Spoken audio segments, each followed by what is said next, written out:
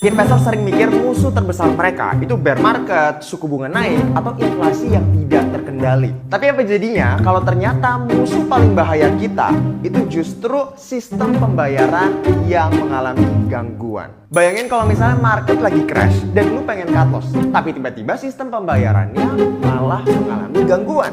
Transaksi lu jadi tertunda dan gak bisa dieksekusi. Dan ini bukan teori aneh-aneh ya. Sejarah udah nunjukin kalau misalnya digital infrastructure itu mengalami gangguan, efeknya bisa jadi lebih brutal daripada krisis ekonomi biasa. Kenalin, nama gue Jason dan dari 2020 gue udah terobsesi sama dunia financial market. Makin gue kulik, makin gue gali, makin seru permainannya. Sekarang gue bantuin ratusan ribu investor di seluruh Indonesia supaya mereka bisa lebih bijak dalam mengambil keputusan dalam financial market. Dan pastinya di sini gue bakal jelasin dengan bahasa yang super gampang karena di sini gue jelasin kayak anak SD.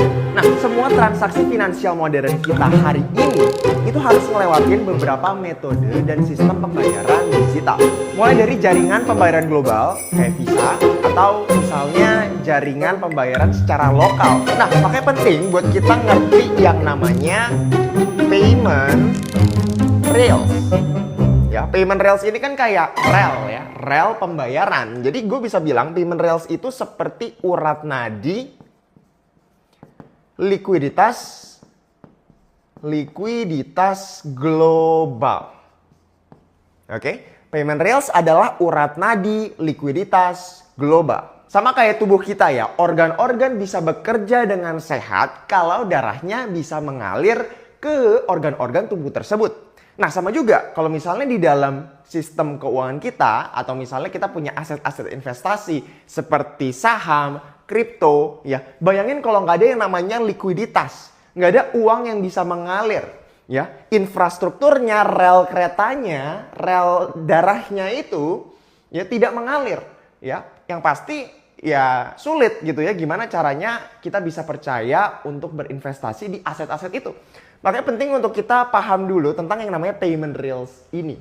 Nah, makanya jangan ngeremehin the power of financial security dalam payment rails.